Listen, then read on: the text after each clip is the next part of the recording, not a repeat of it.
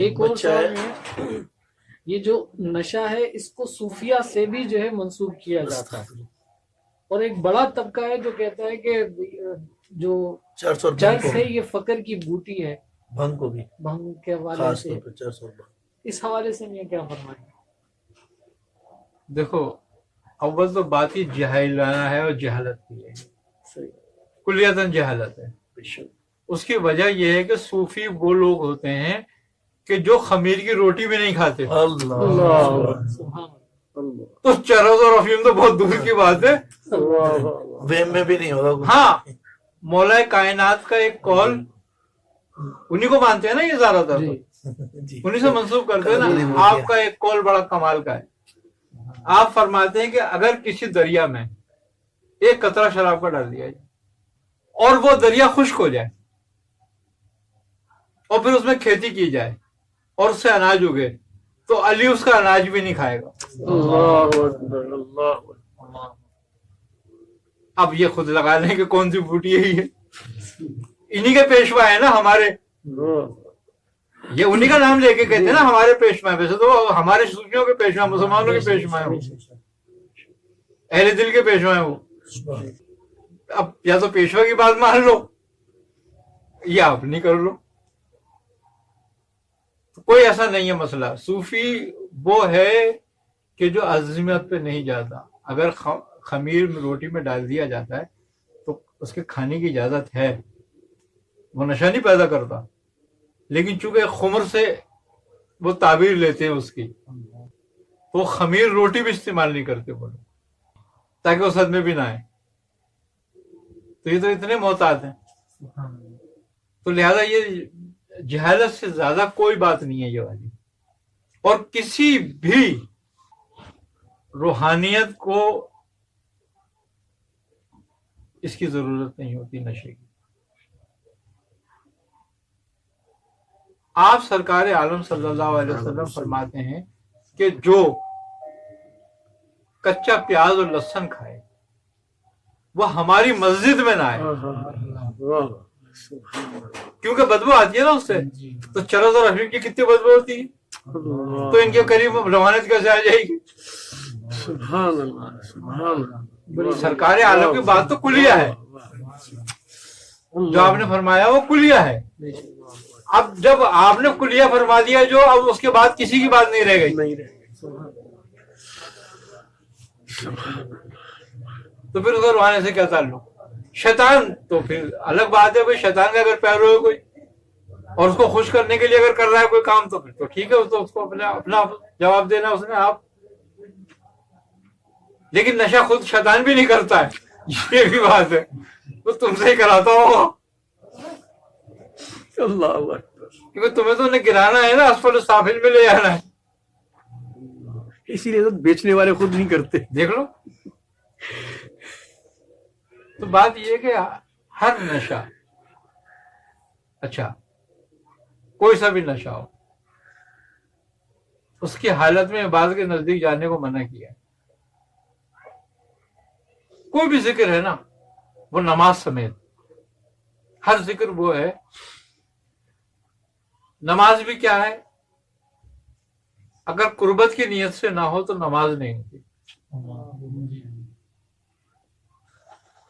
جس میں توجہ الی اللہ کہا جاتا ہے، جس کو تو پوری توجہ کے ساتھ پڑھو. ساؤنڈ نماز وہی ہے جس میں توجہ نہیں ہوتی. جو اپنی نماز سے بے خبر ہے، نماز تو پڑھ لی، کیا پڑھا کچھ نہیں پتا چلا، مزہ ہی نہیں آیا. کھڑا ہوا، رکوع کیا، سجدہ کیا، ختم ہو گیا معاملہ. اب کیوں قیام کیا، کیوں رکوع کیا، کیوں سجدہ کیا، کچھ پتہ ہی نہیں. اپنی مشق کرے اور آ گئے. نہیں، توجہ چاہیے اس کو. اب کوئی بھی ذکر ہے وہ توجہ مانگتا ہے، اور توجہ سے مراد یہ ہے کہ توجہ کیوں مانگتا ہے؟ تاکہ اس کو قرب حاصل ہو. عبادت کا مقصد مغز یہی ہے نا کہ قرب حاصل ہو. عبادت کا اصل تو یہی ہے نا کہ اللہ کا قرب حاصل ہو جائے، ہمیں ہم اس کے نزدیک ہو جائیں. تو کوئی بھی نشہ ہو، اس نشے میں عبادت قبول نہیں ہوتی. اب کچھ نشے ایسے ہیں جو فاسد ہیں، اور کچھ نشے ایسے ہیں جو حرام ہیں. اب فاسد نشے کون سے؟ جو مفسد ہے. اس میں ہے طاقت کا نشہ، اس میں ہے علم کا نشہ، اس میں ہے عبادت کا نشہ، اس میں ہے تقوی کا نشہ. یہ مفسد ہے، یہ فساد پھیلانے والے ہیں، فساد میں مبتلا کرنے والے ہیں. حرام نشے وہ ہیں شراب کا نشہ یا اس قسم کے نشے جو اورل ہوتے ہیں. تو نشہ کوئی سا بھی ہو، کوئی بھی مذہب اس کو پسند نہیں کرتا، اور بالخصوص اسلام. یہ وانتم سکارا میں سارے نشے آ گئے، سارے نشے آتے ہیں جو مفسد ہیں اور جو حرام ہیں. وہ نشے جو فساد پیدا کرتے ہیں اور وہ نشے جو حرام ہیں.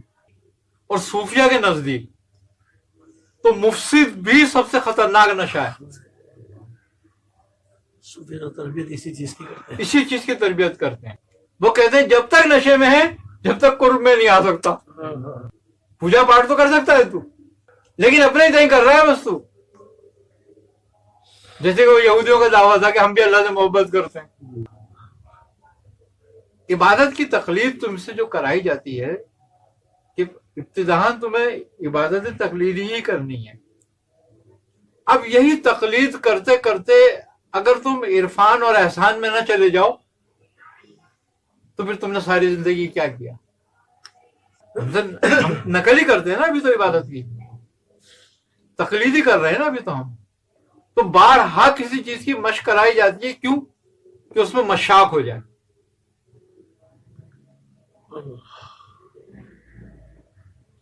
نماز کی بار بار مشق کیوں کرائی جاتی ہے؟ دن میں 5 دفعہ کا رکھا گیا. 5 دفعہ تو فرض کر دی گئی نا کہ ضروری کرنی ہے تم نے، اور 6 دفعہ کر لو، 7 دفعہ کر لو، 8 دفعہ کر لو، تو یہ تمہارے پر ہے. لیکن اگر وہ ہم صرف اس مشق میں ہی رہیں خالی کہ بس یہ فرمان پورا کر دیا ہم نے تو جا کے، اس کا ثواب ضرور ہے، اس کا فائدہ ضرور ہوگا آخرت میں تمہیں. کیوں؟ وہ فائدہ جو ہے وہ اس کی رحمت کا ہے، جو اس کی برکت ہے، اس کی رحمت ہے، اس کا فائدہ ہے وہ تمہیں، جو تم تقلید کر رہے تھے. ورنہ بیسکلی تو کچھ بھی نہیں ہے وہ. اس کا بھی فائدہ اتنا ہے کہ تمہیں جنت دے دی جائے گی. اور مزے کی بات یہ ہے کہ مفسد کا فساد کا بڑا کمال ہے. جو فساد میں مبتلا رہا نا، اس کو حدیث میں ہے کہ حشر میں دیدار بھی نہیں ہوتا، اس کو جنت میں بھی دیدار نہیں ہوگا. اگر وہ جنت میں چلا بھی جائے گا جنت کے کسی بھی درجے میں تو اس کو پھر بھی دیدار نہیں ہوگا. تو فساد سے بچنا ضروری ہے، حرام تو بہت دور کی بات ہے، اس پر تو کلیتاً حکم ہے. تو ہمیں چاہیے کہ ہم ہر طرح کے نشے سے پرہیز کریں، چاہے وہ حرام ہو، چاہے وہ مفسد ہو، چاہے وہ مکروہ ہو. لیکن جو دوسرے نشے ہیں وہ ذرا اترنا مشکل ہوتے ہیں، جو مفسد ہیں. مفسد ہاں، باقی چلو حرام کی تو وہ علاج کے لوگ ایک دوسرے ڈر کر بھی نہیں کرتے. اللہ سے نہیں ڈرتے، ایک دوسرے سے ڈرتے ہیں یہ. ہاں، پھر اس کا مطلب 2 نشے ہوئی، ایک مہ کا نشہ اور ایک میں کا نشہ. مشق کا نشہ. واہ بھائی، اور میں کا سب سے خطرناک ہے میں سے، وہ تو اتر جاتا ہی، اترتا ہی نہیں ہے، مرتے وقت تک بھی نہیں اترتا ہی. ایک اور بچہ ہے سوال ہے